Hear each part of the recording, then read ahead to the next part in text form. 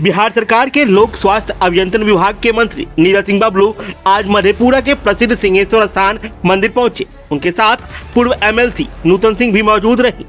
मंत्री ने बाबा सिंहेश्वरनाथ का षोडशोपचार विधि से पूजा की।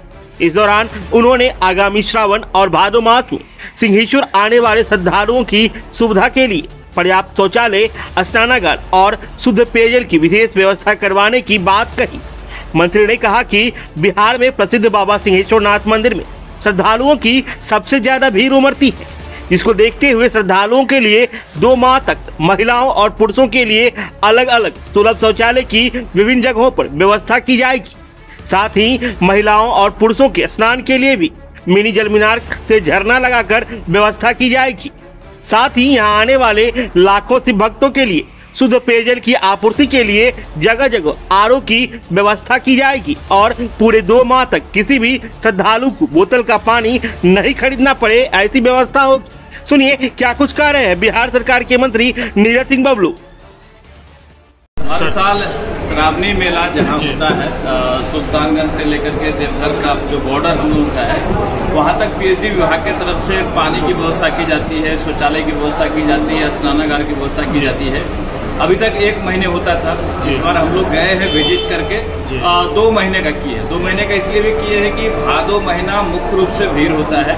सावन में जितना भीड़ होता है उतना भादो में भी होता है। तो सावन में जो भीड़ होता है वो बाहरी लोगों का होता है, भादो में उत्तर बिहार के खास करके लोग उधर जाते हैं। हमने वहाँ 2 महीने का किया है और व्यवस्था पूरी तरह सुनिश्चित करने का निर्देश दिया है। और ये हमारे क्षेत्र का सबसे प्रसिद्ध मंदिर हम समझते हैं और सबसे ज्यादा भीड़ होता है यहाँ पर। तो यहाँ भी हम लोग तय किए हैं, क्या हुआ, हम लोग यहाँ भी तय किए हैं कि श्रावणी मेला को देखते हुए जो श्रद्धालु हैं उनके लिए शौचालय की व्यवस्था कराएंगे, उनके लिए स्नानागार की व्यवस्था करेंगे और उनके लिए शुद्ध पेयजल की व्यवस्था करने जा रहे हैं कि चाहे कितना भी श्रद्धालु हो उनको पानी का दिक्कत न हो। लाखों की संख्या में भी अगर आते हैं तो उनको शुद्ध पेयजल की व्यवस्था हम लोग कराएंगे। इसके तहत विभाग के हमारे सारे अधिकारी आए हुए हैं, एग्जीक्यूटिव इंजीनियर है, सुपरिटेंडेंट इंजीनियर है।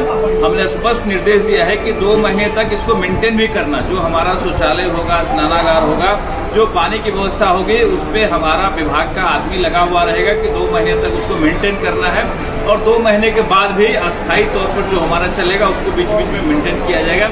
ये श्रद्धालुओं को देखते हुए, यहाँ के स्थानीय भीड़ को देखते हुए, मंदिर के महत्ता को देखते हुए, बाबा सिंहेश्वर मैया पार्वती के आशीर्वाद से समझिए कि हम लोग ये करने जा रहे हैं कि लोगों को सुविधा न हो, खास करके महिलाओं के लिए शौचालय और स्नानागार की और चेंजिंग रूम कहिए उसकी व्यवस्था विभाग की तरफ से किया जाए। अलावे और हम लोग जरूरत पड़ने पर वो अस्थायी भी करेंगे, लेकिन हमने अभी जो बचाया है शौचालय, ये अस्थायी शौचालय एक बार बन जाएगा तो सब दिन के लिए रहेगा।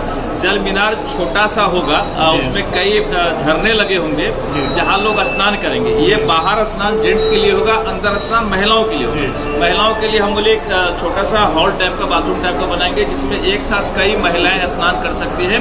उनका वो चेंजिंग रूम भी हो जाएगा, कपड़ा रखने का जगह भी हो जाएगा।